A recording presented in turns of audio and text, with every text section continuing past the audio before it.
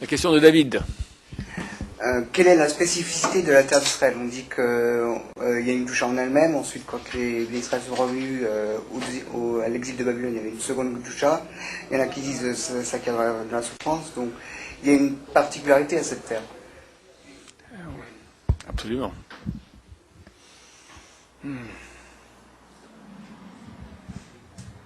Bon, pour répondre d'abord à les questions au niveau premier, après un peu plus profondément. C'est une terre sainte. Eretz HaKodesh, la terre de sainteté. Est-ce qu'elle est actuellement sainte? Oui. Il y a deux frontières. Il y a deux frontières de cette terre durant l'histoire. Qu'est-ce qu'on appelle Eretz Israël? Où sont les frontières de la terre? Alors il y a les frontières de ce qu'on appelle la conquête des sortants d'Égypte, Josué, et la conquête de ce qu'on appelle les sortants de Babylonie.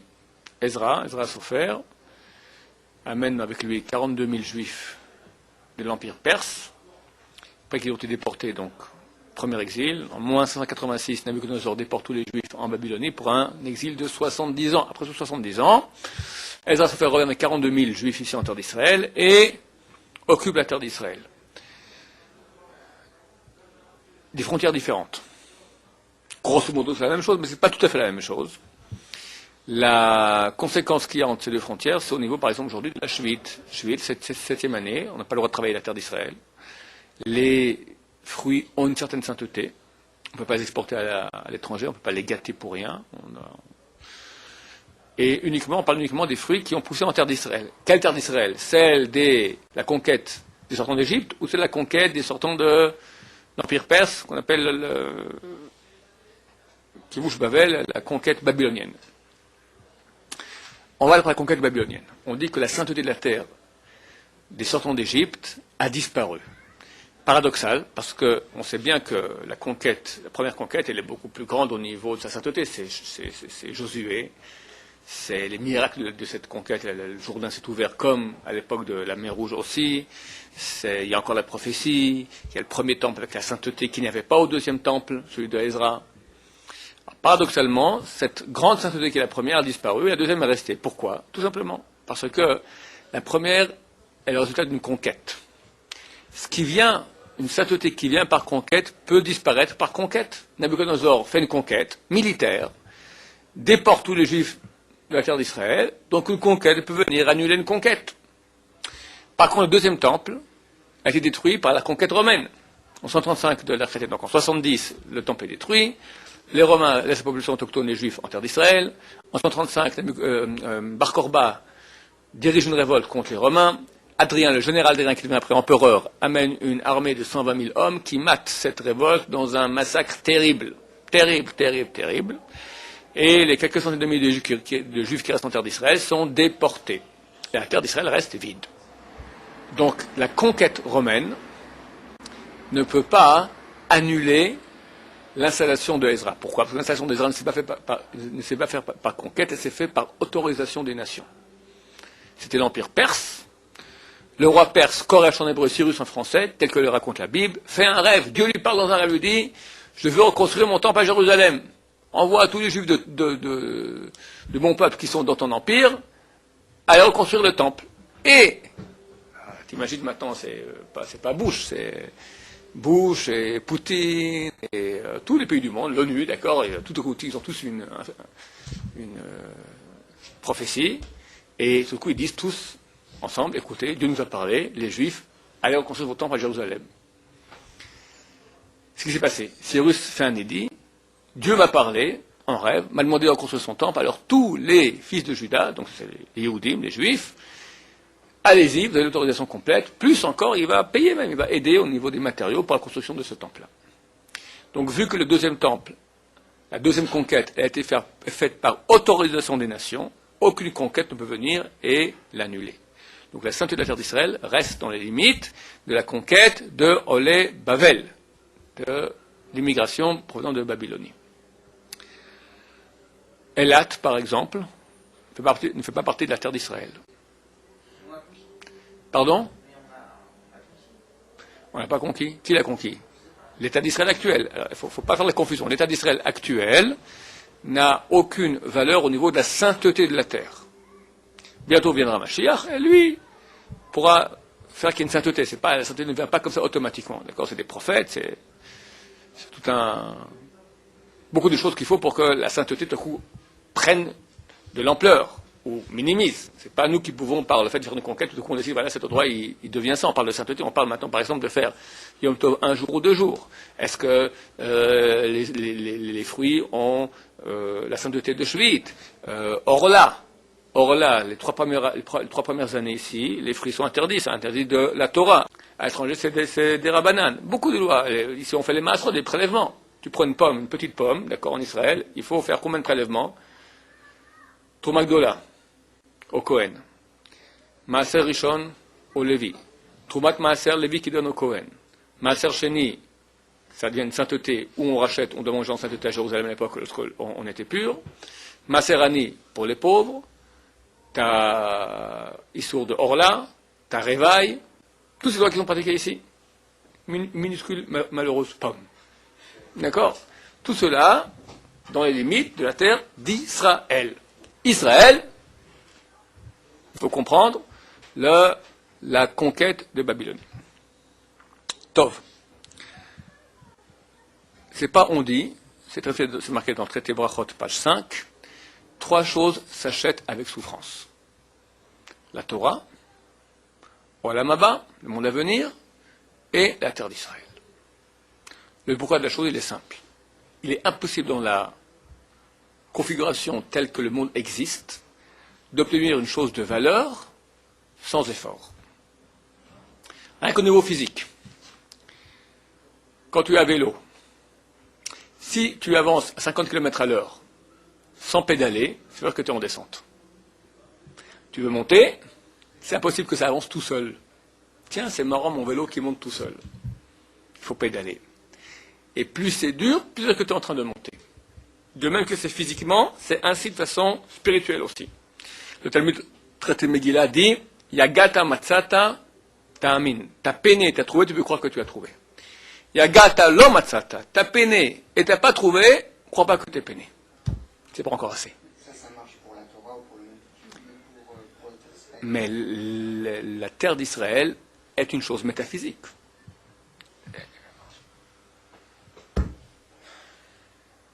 Bon, on va expliquer plus profondément maintenant.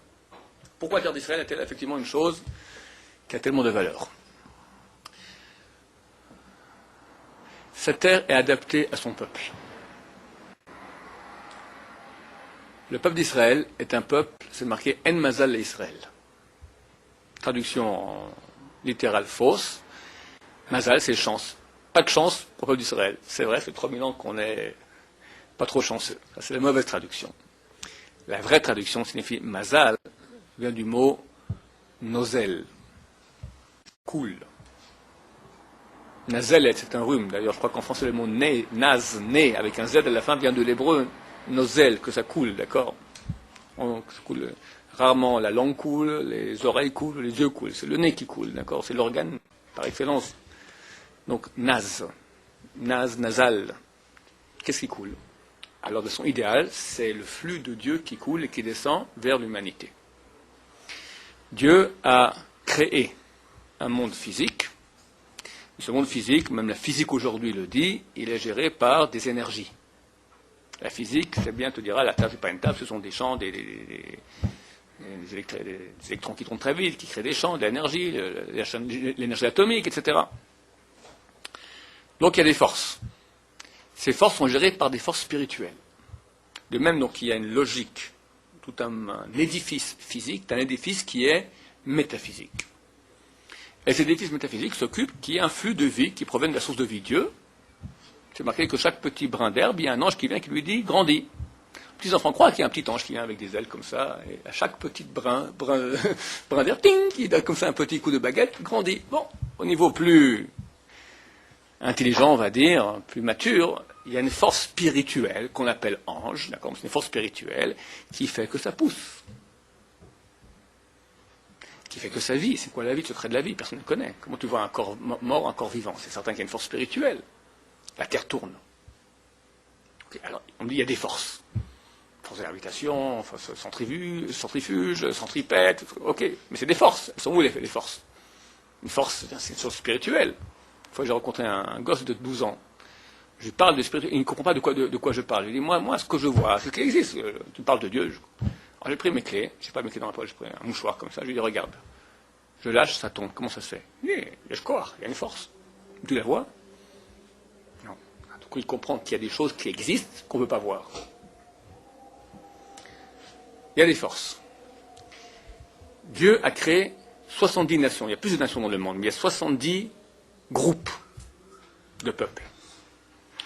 Ces nations sont gérées aussi par un mazal, ça veut dire une réalité spirituelle métaphysique par laquelle coule le flux de Dieu vers ces nations, qui va définir quelle richesse aura cette nation, combien il y aura de paix, combien il y aura de maladies, combien il y aura de... Tout est géré par Dieu, par le mazal. Dieu envoie un flux par le tuyau, on va appeler ça des tuyaux, d'accord, par lesquels ça coule, des tuyaux métaphysiques par lesquels ça coule. En mazal, Israël n'a pas le mazal. Dieu n'a pas créé pour le peuple d'Israël, dans la logique, dans l'édifice de la création du monde, il n'y a pas d'une chose qui s'appelle Israël.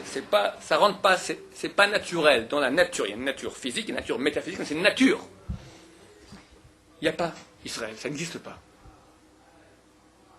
Abraham, le grand-père de Yaakov, qui est surnommé Israël, donc, le grand-père du peuple d'Israël, n'a pas d'enfant. Il est stérile. Chazal nous dit, il regarde dans les étoiles, il voit qu'il n'aura pas d'enfant. C'est quoi il regarde dans les étoiles? Il regarde dans la structure métaphysique du monde. Il voit, moi, j'ai pas de place là-dedans. Ça s'arrête avec moi. Moi et ma femme, on n'a pas d'enfant. On n'existe pas, c'est fini. Dieu lui dit, c'est vrai, mais je te mets au-dessus des astres, au-dessus du monde. Toi, tu vas te brancher directement avec moi. Naturellement, tu n'as pas de place. Tu es surnaturel. Mais étant surnaturel, on doit se brancher à la source. Surnaturelle.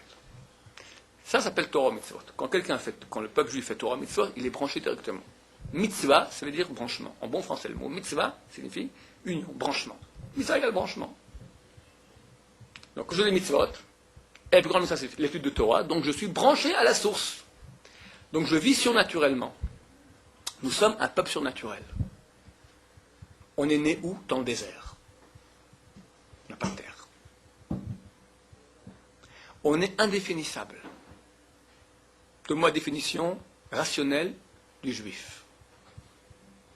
Religion? Peut être non religieux et juif. Quelqu'un peut dire j'en ai. Pour moi, c'est des sorts cette religion, c'est de la foutaise. Il est juif.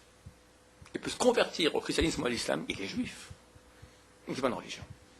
Est-ce que c'est une descendance génétique? Tous les enfants de Abraham, Isaac et Jacob? Non. Tu peux te convertir. Et les plus grands peuples juifs, c'est très souvent des convertis. Mashiach. Le Messie que nous attendons, c'est un descendant du roi David. Son arrière-grand-mère, c'est une convertie, Ruth Moabite. Il a été fils de converti. Shmaï et Avtalion, c'est 2 maîtres, des convertis eux-mêmes. Akiva, fils de Yosef, le converti. Rabbi Meir, le grand Rabbi Meir Balanès, arrière-petit-fils de Néron César. Dans la culture latine, c'est marqué que Néron est devenu fou. C'est vrai, il s'est converti.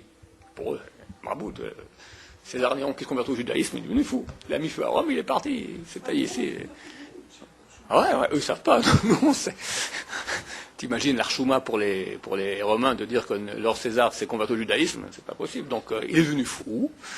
Voilà, il a mis feu à Rome et il a disparu de la circulation. Voilà. Traité Guitine, page 57, je crois, c'est marqué là-bas que Meir, petit-fils de Néron.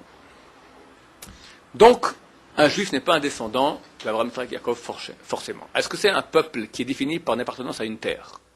Non, on n'est pas né sur cette terre, c'est pas cette terre qui nous définit en tant que juif. La majorité des juifs n'ont pas mis leurs pieds sur cette terre toute leur vie. La majorité de l'histoire juive, les juifs n'ont pas habité cette terre, donc nous ne sommes pas définis par cette terre. Donc qu'est-ce que nous sommes? Allez, monsieur, 30 secondes de réflexion, je vous laisse. Un peuple nomade. Un peuple de nomades, c'est quoi un peuple? Une entité. Une entité définie par? Identité. Une entité définie par? Culture. Non. Non, quelqu'un peut dire, moi j'ai pas la culture juive. Ah oui, je comprends. Moi j'ai aucune culture juive, moi je... La croix, tout ça. Hein? C'est ça. C'est quoi le 300? Qu'est-ce que c'est le 300? On s'en est. Le fait d'avoir justement cet héritage spirituel, ça peut être que ça. Attends, tu as un voisin qui s'appelle Martin Dupont, d'accord? Il dit, monsieur, vous êtes juif? Oui. C'est quoi un juif? Une transcendance spirituelle. De quoi vous parlez? Quoi, moi, j'ai pas de transcendance spirituelle? Mais quelqu'un qui ne pratique pas, il n'est pas juif? Il est juif. Alors là, Rousse, qu'est-ce qu'il dit? Juif appartenant au peuple juif. Ils ont vu le problème. Ils n'ont pas de solution. Voilà, on tourne en rond. Alors, c'est pas la même chose pour un chrétien ou un musulman. Un chrétien, c'est une religion. Tu peux être français chrétien, tu peux être français athée, tu peux être italien athée, italien chrétien. Musulman, tu peux être... Musulman, c'est une religion aussi. Il y a arabe chrétien, arabe musulman. Au Liban, tu as des arabes chrétiens, des arabes musulmans. Tu peux avoir un français musulman. Il n'est pas arabe, mais il est français musulman. Il y a bientôt un grand américain musulman, bientôt. C'est une religion. Nous, c'est pas une religion. C'est un mode de vie. Quelqu'un qui n'a pas le mode de vie, il n'est pas juif. Il est juif.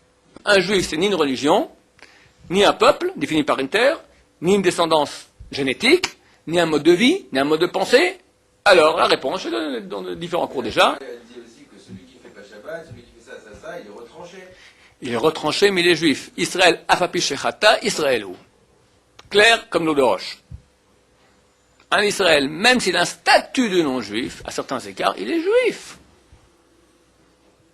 Il faut accepter un Dieu unique. Les Arabes aussi acceptent un Dieu unique. On dit Un non-juif qui accepte un Dieu unique, il est juif ou pas? Il est non-juif. Un juif qui accepte plusieurs dieux, il est juif? Il est juif. Donc on ne peut pas dire que maintenant le fait d'accepter un Dieu unique, c'est ça qui te rend juif. Donc, en deux mots, cherchez pas, il n'y a pas de solution.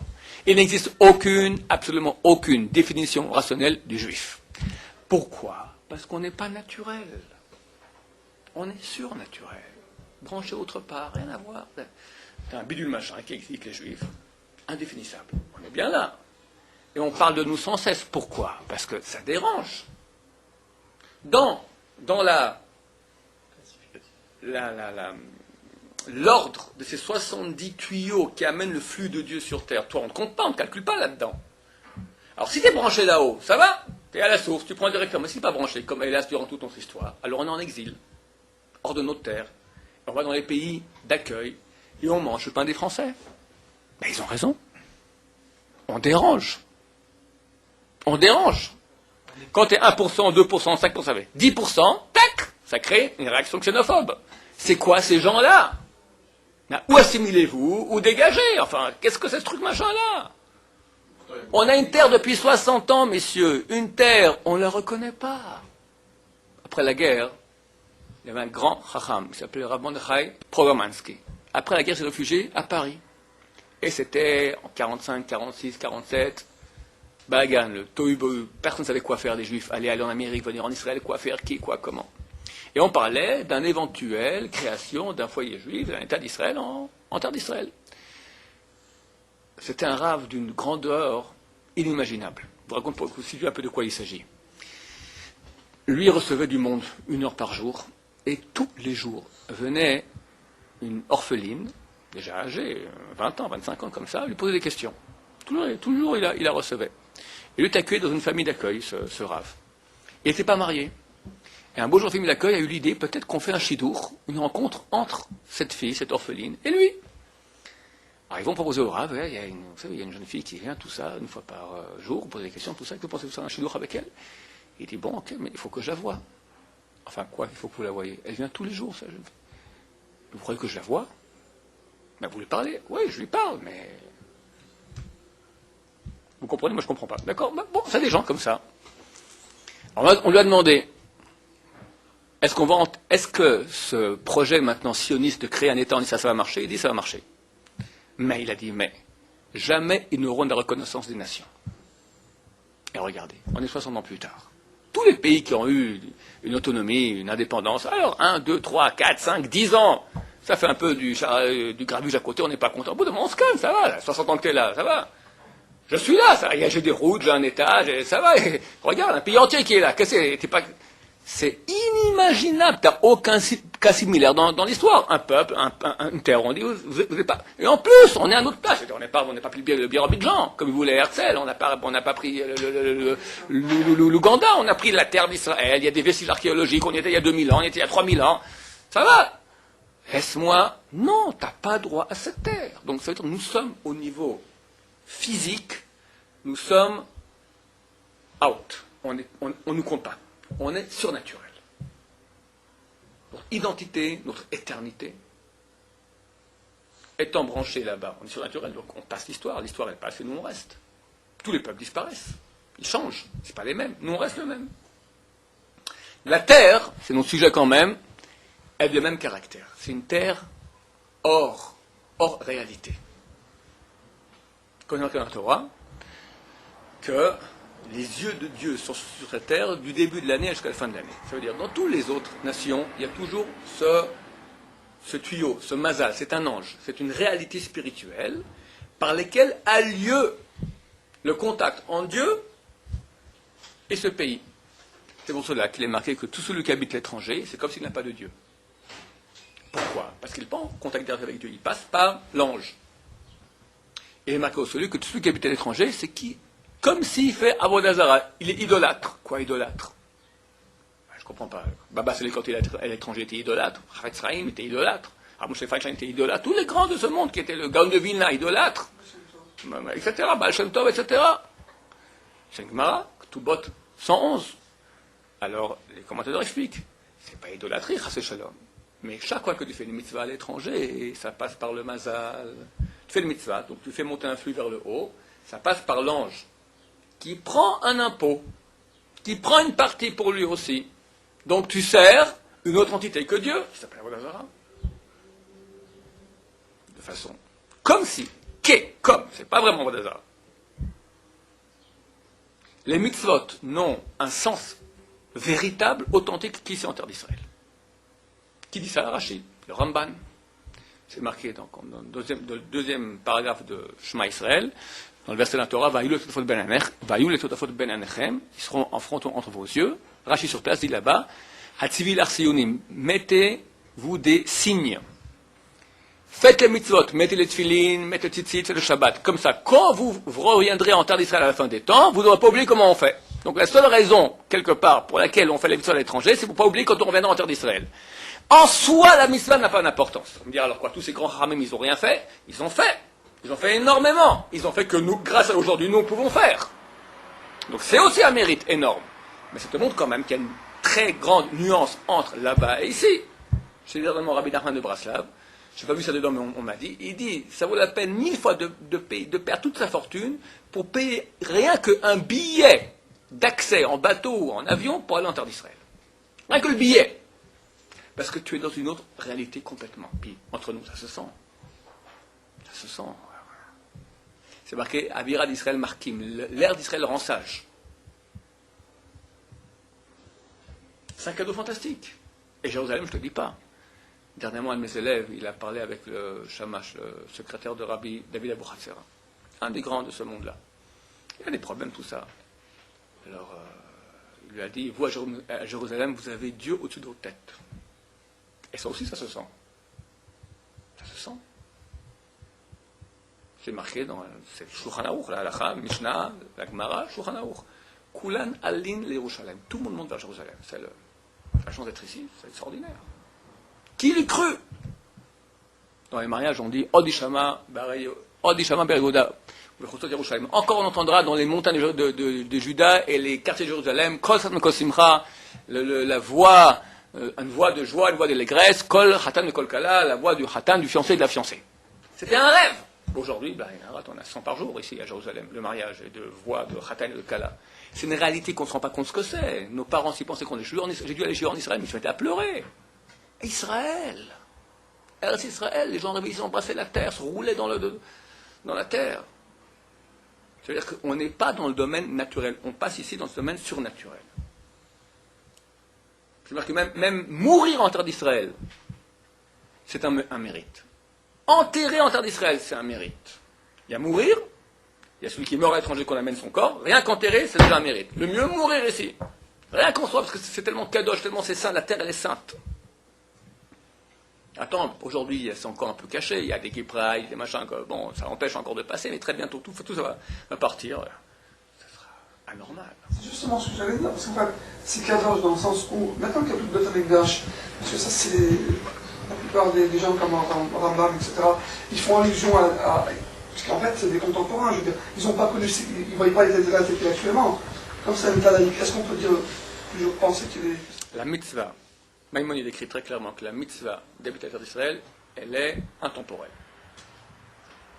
Tout le monde est d'accord là-dessus. Est-ce que c'est mitzvah des Rabbanan ou des Oraita? C'est mitzvah des Rabbanan d'après Maïmonide, et comme ça, on tranche. Le Ramban, il dit non, c'est mitzvah de Oraita. Tout le monde est d'accord que c'est une très très grande mitzvah. Très très grande mitzvah. Donc, pour répondre à ta question, vu qu'il est impossible d'accéder à une chose de valeur sans souffrance, la terre d'Israël,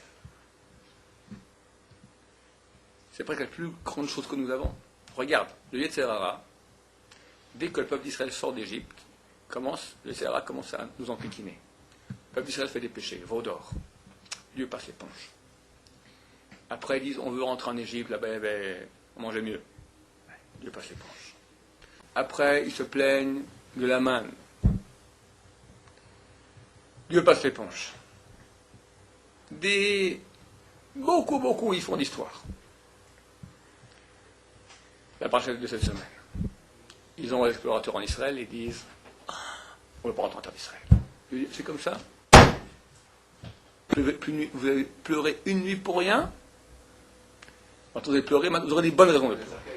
En résultat, à ce moment-là, a été signé que Moshe Rabbeinu ne rentrerait pas en terre d'Israël, et que le temple qui serait construit, les temples qui seraient construits, premier et deuxième, seraient des temples, comment dire cela, destructibles, temporaires. On est parti pour quelques milliers d'années de bria, de pleurs. Pour une nuit qu'on a pleuré, qu'est-ce que Dieu nous amène maintenant dans une terre? On ne veut pas de cette terre. Tellement c'est un grand cadeau. C'est le grand cadeau. Tu es en contact direct avec la divinité. Contact direct, c'est là. Plus que cela, après, chaque juif ici, il fait partie d'une tribu. Il a un héritage, il a une certaine partie de la terre qui correspond à son âme. C'est-à-dire qu'il va, quand Machar viendra, à chacun, toi t'es tribu Naphtali, toi t'es Dan, toi t'es Asher, etc. Tu vas dans ton endroit, c'est le meilleur endroit au monde où tu peux réaliser ce que tu es. Donc, comment tu veux arriver à ce grand cadeau? Pépère, c'est pas juif. Il n'y a pas. Zohar dit, il y a une clipa, une force humaine qui s'appelle Hinam. Hinam, c'est gratuit. Gratuit, ça veut dire, ça sent pas bon, il y a un problème là. C'est tordu. Pas possible, il n'y a pas gratuit dans ce monde. Que dans la descente. Pourquoi? Parce que Dieu a créé un monde de bien et de mal. Il veut que nous, par nous-mêmes, on accède au bien. Donc ça signifie, ça implique forcément effort. Si tu as un choix signifie qu'il y a un déplacement de l'être vers. Ça suppose, ça implique un effort. Donc il y a un effort maintenant. Plus l'option bien, elle est haute, plus l'effort, il est énorme. Attends, Dieu est bon. Pour avoir véritablement, pour payer vraiment, véritablement le prix que vaut la Torah, Olam Haba ou la terre d'Israël, on devrait subir des souffrances de milliards d'années, le prix que ça coûte d'effort pour arriver à une chose pareille. Tu dis, je te fais un rabais. Quelques petites embûches au début, clic-clac, comme ça, tac. Choum d'avoir. C'est rien. Pourquoi Dieu fait ça? Pour qu'on puisse dire, on n'a pas reçu gratuit. J'ai fait quand même un effort, ça me revient. Tu parles. Tu donnes tout gratuit, tu donnes 1 million, soit fais un petit effort. Quelqu'un veut donner de l'argent à un pauvre. $1000. Il ne prendra jamais. Il dit, écoute, rends-moi service. Il y a ma cave, ça fait 3 ans que c'est comme ça. Terrible. Prends 2 jours, nettoie ça là-bas. Après 2 jours, tu vas, écoute, tu m'as sauvé. Tiens, je te donne $1000. Combien on parle le pauvre? Content. Il est généreux. Mais ce n'est pas gratuit, ce n'est pas la tzedaka. J'ai bossé pour. On sait bien que c'est la tzedaka que Dieu nous fait. C'est ça, Israël.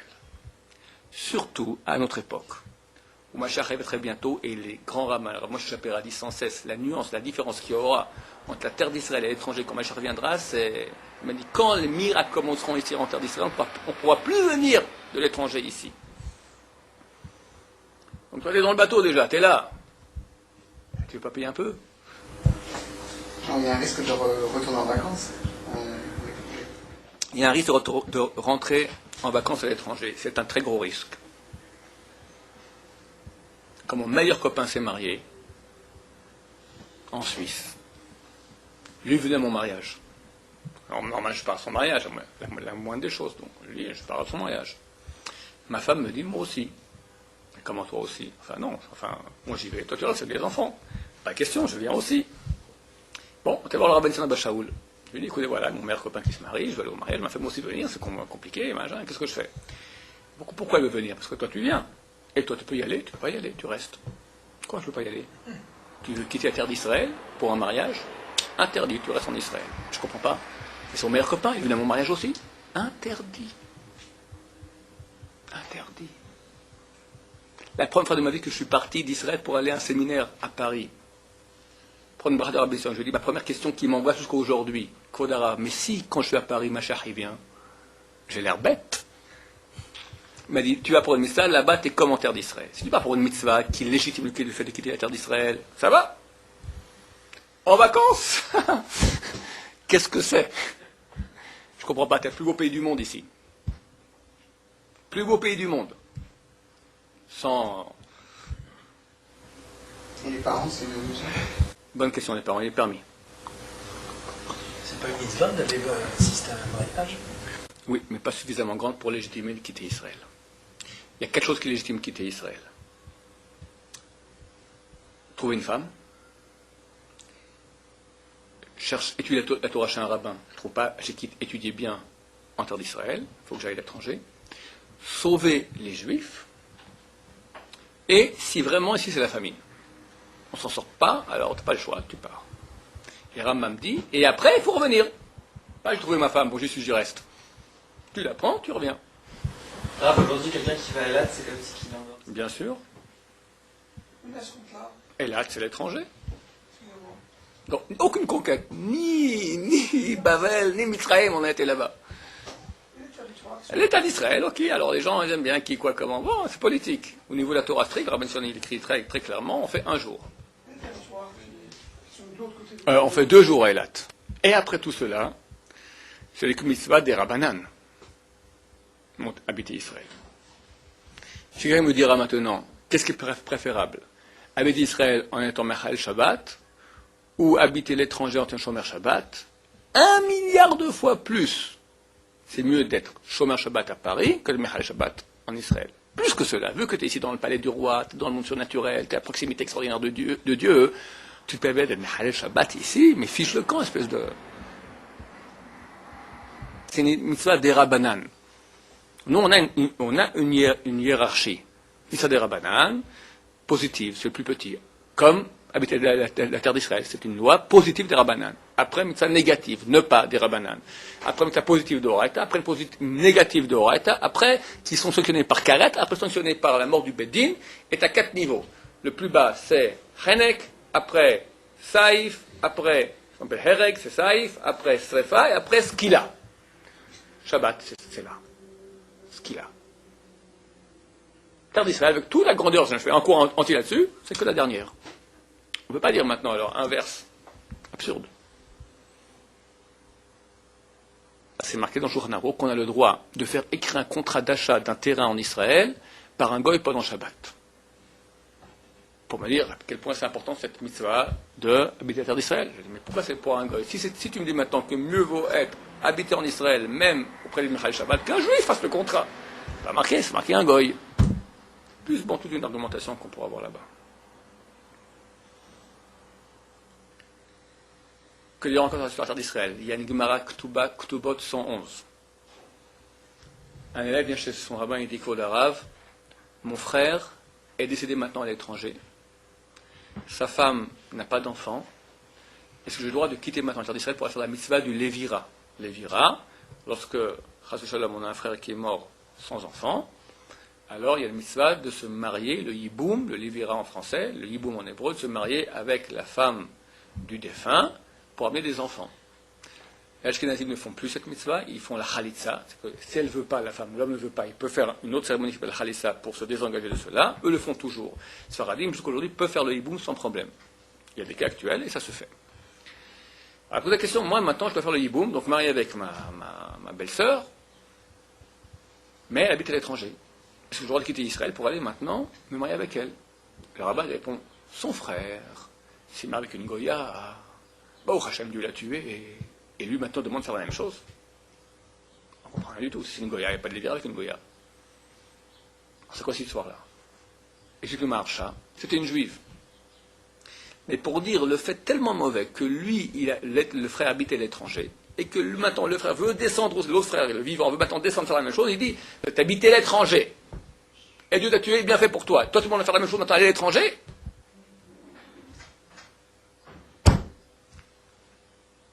Come home. Mais attention, c'est vrai, je fais un cours que tout le monde va venir en Israël, c'est bien, mais attention, on monte de façon intelligente. On monte pour monter en Israël, spirituellement. On ne monte pas ici pour baisser. Beaucoup de juifs montent en Israël et perdent de Torah. Parce que l'État d'Israël, il est contre la Torah. C'est très clair. L'État d'Israël laïque, c'est un État laïque. Des lois qui sont pas comme la Torah, très souvent contre la Torah. On nous fait une Gay Pride bientôt à Jérusalem. Il y a des élevages de cochons pour consommation dans le bas du pays. Tu as des maisons de passe officielles permises, ce qui n'est même pas le cas à Paris. Mais beaucoup de trucs pas bien. Alors, quelqu'un qui veut aller dans le... On dit que le Yetzer Hara raconte un Admor un jour, il a voulu monter en Israël. Alors, il a convoqué le Yetzer Hara, il lui a dit, écoute, moi je monte en Israël, maintenant je vais dans la Terre Sainte, alors je fais un contrat avec toi, c'est fini, je ne te vois plus jamais. Le Yetzer Hara dit, c'est bon, il signe. Bon, l'Admor est content, il va en Terre Sainte, maintenant plus Yetzer Hara. Il descend de l'avion, qui y voit? Le Yetzer Hara dit, mais tu m'as promis qu'on ne se verrait plus. C'était mon collègue, là-bas c'est la succursale, ici, là-bas c'est la succursale, ici c'est le siège central. Israël, c'est le siège central du Yetzer Hara aussi. Il est impossible que tu aies beaucoup de Ktusha sans qu'il y ait aussi beaucoup de mal. C'est comme ça. Tant qu'il y a bien et mal jusqu'à l'époque messianique, plus tu as de bien, plus tu as de mal. C'est pour qu'on ait le libre arbitre. Donc le centre du mal est là aussi, à quelques kilomètres. C'est vraiment... Tu prends Mea Shearim, c'est super kadosh. Tu vas 200 mètres à droite, c'est super tamé. D'accord? C'est... Dans toutes les directions d'ailleurs. T'as tout ce que tu veux. Comme ça, tu as la débauche, tu as la Vodazara, tu as tout ce que tu veux comme... D'accord? Donc, là aussi, hein, c'est rare. Et beaucoup de pauvres juifs, qui sont des bons juifs, qui viennent par mots de la terre d'Israël, viennent ici et splatch. Leurs enfants, avec Tatiana qui n'est pas juive, avec Natacha qui n'est pas juive, avec Najma. Ils sont en Israël.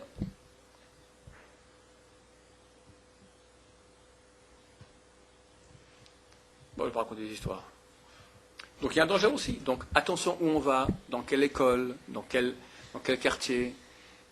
La parnasse, venir ici et repartir déplumé après 2 ans, ça ne sert à rien non plus. Donc il faut monter intelligemment. Mais il faut monter. Et alors Hachem, que Dieu ramène tous nos frères en terre d'Israël rapidement, et que rapidement on reçoive Mashiach dans l'allégresse. Amen.